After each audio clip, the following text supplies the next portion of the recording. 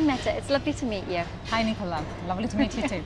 I'd like to ask about the presentation that you're about to give. Can you give me a little bit of insight into sales and marketing and their working relationship? Maybe saying, what are the things that would ruin a perfect relationship first? Sure. So what we will talk about is sales and marketing alignment. Is it a happy marriage or a forced coexistence? Okay. So Serious Decisions is exclusively focusing on sales and marketing alignment. We're doing a lot of work around that. And there are many differences that separate average from high-performing organizations. Okay. But there are essentially 4 things that bring sales and marketing alignment together. First, there is a focus on how the buyers are buying, not how we are selling, right? And the buying cycle is becoming, if you want, the common denominator for sales and marketing to align their sales and marketing programs. Okay. So that is, if you want, an internal translation that needs to happen. Then what we are seeing also, best-in-class organizations take that internal translation, and when they go to market, they go in a very integrated and buyer-centric fashion. And in order for that to happen, there needs to be a campaign structure in place that reflects the buying behavior, reflects where the buyers go, what is the message that they need to hear along the different stages of the buying process. And finally, what we are also seeing is that there is a common view of what success looks like. And oftentimes the waterfall is creating that closed loop measurement systems that organizations can use to achieve that. So these are the 4 things that, if you want, drive sales and marketing alignment, will become the foundational blocks for sales and marketing alignment. Okay, and I hear that you're also working with a lot of CMOs at the moment and advising them. Do you have any sort of insights or any sort of market changes that you can see or that you hear from them? Sure. I'm supporting the Executive Edge CMO service in EMEA with Serious Decisions. So in fact, I've been speaking to CMOs the last 4 or 5 months, and there are some interesting changes that happen. First of all, they do recognize that the buying behavior is changing, and what that means, especially for marketing, is that there is an opportunity for marketing to step up and play a very critical role at the beginning of the buying journey, right? We estimate that as much as 67% of the buying journey is done digitally today. So marketing has a great opportunity to earn and to own that early engagement and drive people towards the organization. So European CMOs recognize that.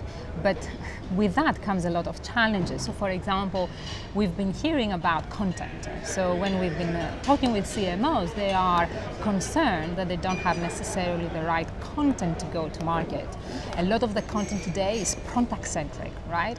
We are talking about features and functionality rather than being aligned and talking about the business issues that our customers face. So there is a fundamental change that needs to happen there. Is there also a change in the format that they're using?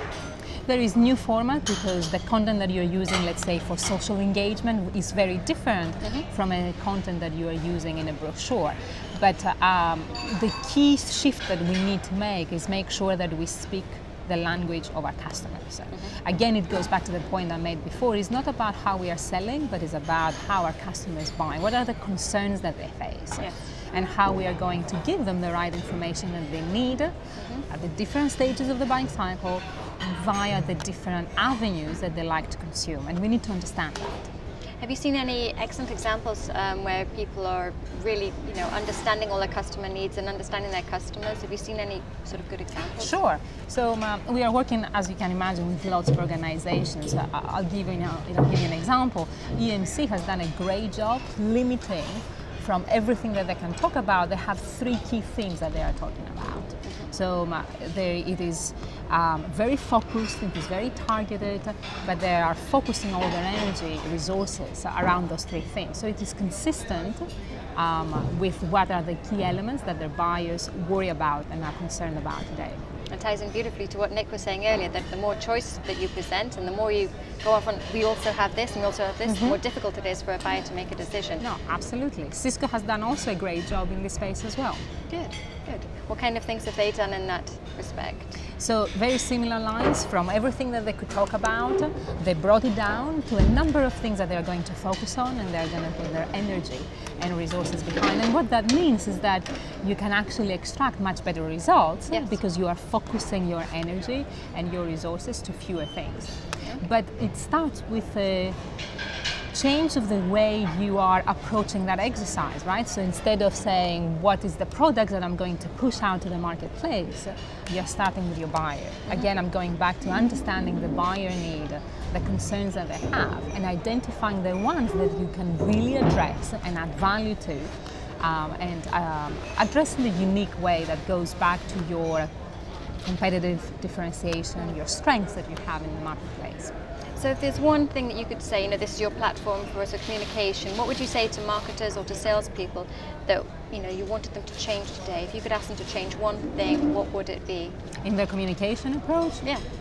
Stop doing lots of things and disintegrate it. So there has to be a more integrated fashion that we are bringing our efforts together, and we present ourselves in the organization towards our buyers.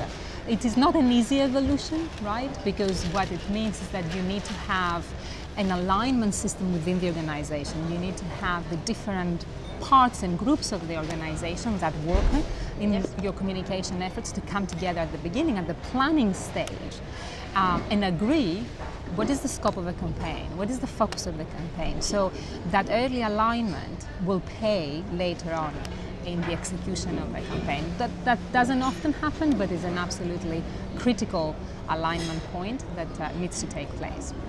Good. Thank you very much, and thank you for your time. You're welcome.